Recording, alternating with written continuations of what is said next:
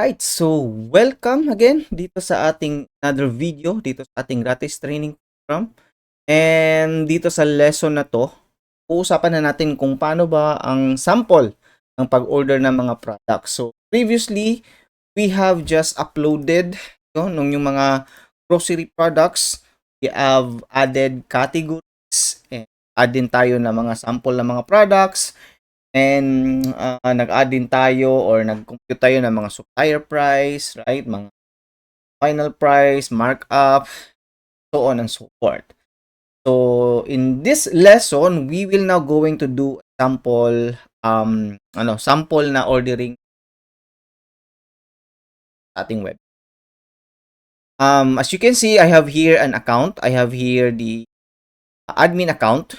Admin account ako, no? So as I have explained this on the past modules na meron kang admin account and meron ka ring personal account. You can use your website para maka-order ka sa sarili mong website. But of course, it is not appropriate naman kung yung already mag-order dyan sa website mo. So we will not going to use this admin account to order, but you can also use that one actually. So, sa lesson na to, we will use another account. So let's say a new, fresh account talaga. Log out ko muna to. And balik ako sa homepage ko. So as you can see, wala na yung pangalan ko dito sa upper right because I am already logged out. So halimbawa na lang, talaga ako, fresh customer. By the way, bago ko makalimutan, yung isi-share mo palang link para makapag-promote ka sa Facebook account mo or sa mga any other means na marketing is kailangan mo lang kunin yung website link mo. So ang website link is makikita yan dito sa settings, sa admin account mo. Under settings, andito yung website link mo. So basically, ito yon. gratis.clubstore.com/francis.online. Sa'yo, iba. So, ikakopy mo lang yan.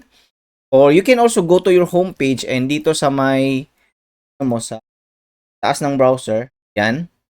So, ito rin, katulad, same lang yan doon sa website link. Doon sa, let's copy this ilalog out muna natin.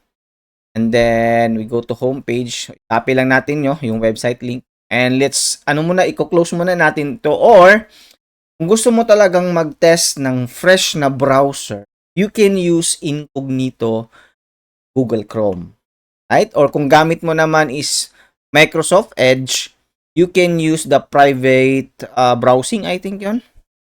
So, tingnan natin dito sa kung sa Microsoft Edge ang gamit mo, so you can click this tatlong dot dito and you can click this new in private window. Okay? But this time, since Google Chrome yung ginagamit natin, so you can also, sa Google Chrome naman, meron siyang tinatawag na incognito. So you can click this three dot na naka-horizontal here, upper right ng browser mo, and you can click this new incognito. Okay, click mo yan, mag-open siya ng fresh Google Chrome window. Walang mga cache, walang mga cookies, yung tinatawag na ganon, na nakasave dito. So, fresh na fresh talaga siya.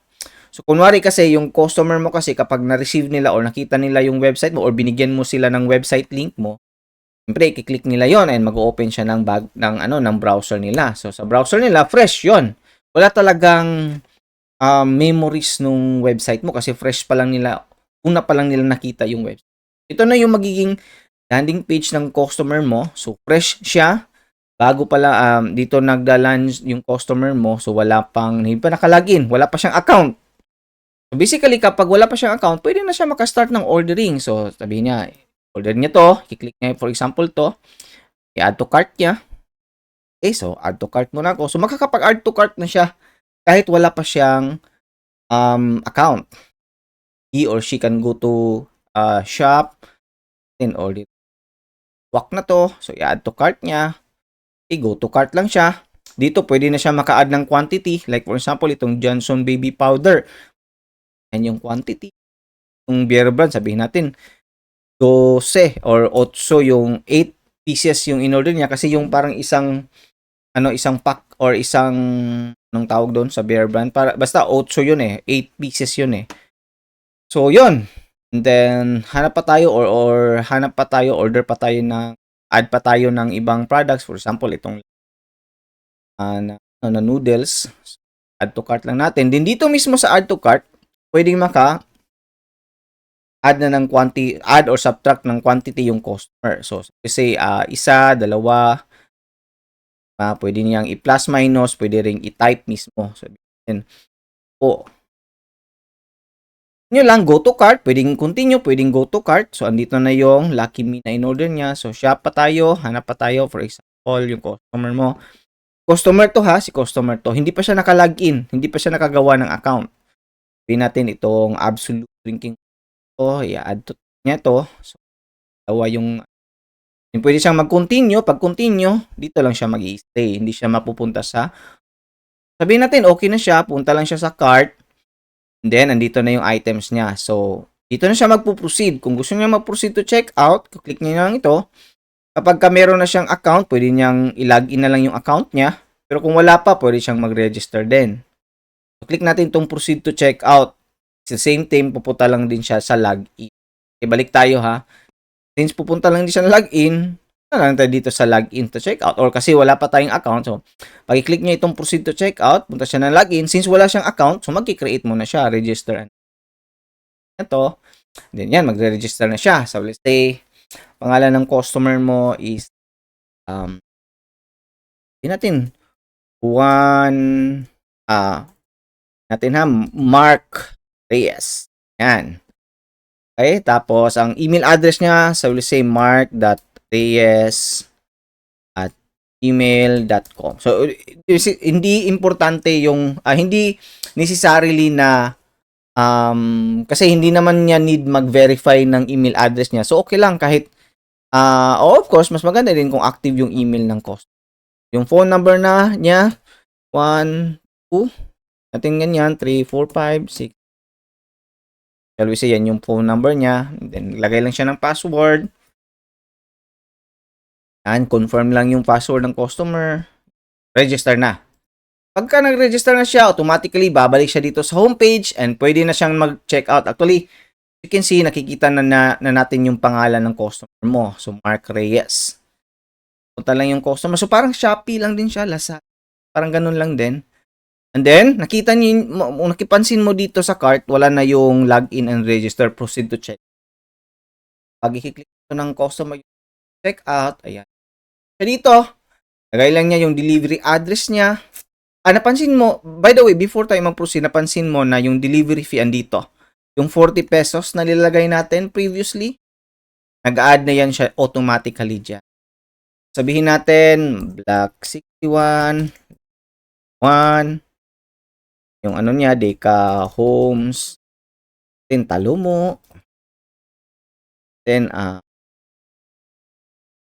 Quirino City, or sabihin natin Quezon City, Quezon City, ayan. So, payment select niya, ayan, so pili siya, either BDO o GCash. Usapan na ba natin yung add ng payment, right? Oh, yeah. We have already tackled how to add the payments, di ba, on the previous na modules. Okay, so sabihin natin BDO yung how to order. Right? Kapag ganon, yan. So, si customer, automatically mapupunta siya sa kanyang personal account. So, walang admin account si customer, of course. So, personal account lang siya. So, ang makikita lang niya dito is orders. Ito rin yung account niya. Yung orders. Ito yung orders niya. Kanina kasi, nakapasok talaga sa order details. But, if you niya itong orders, parang list lang ng mga orders niya. Some details. Pero kapag gusto niyang i-open ito, tingnan talaga niya yung laman ng kanyang order. I-click niya itong anong icon to? Papel na icon or parang naka-bullets na icon. Kanya ma-open niya yung details ng order niya. Then, dito naman sa account is dito yung parang mag-verify email siya. But, yung customer, hindi necessarily na kailangan niyang mag-verify ng email. Okay. Since mayroon namang number, so pwede mong tawagan. Right? Then, that's it. Ngayon, punta na tayo doon sa admin account. Out tayo. Or balik tayo na, close na lang natin yung incognito. Dito tayo mag-login sa browser talaga. Hindi naka-incognito. Login tayo sa admin account natin. And makikita na natin dito yung order ni Mark Reyes na pumasok na. Okay, not process pa siya. So, yan yung gagawin na natin on the next na lesson. So, what to do? So, pumasok na yung order ng customer, ano na yung next step na gagawin mo? So, yan yung pag-uusapan natin on the next video na lang. Haba na. Proceed ka na ngayon sa next video.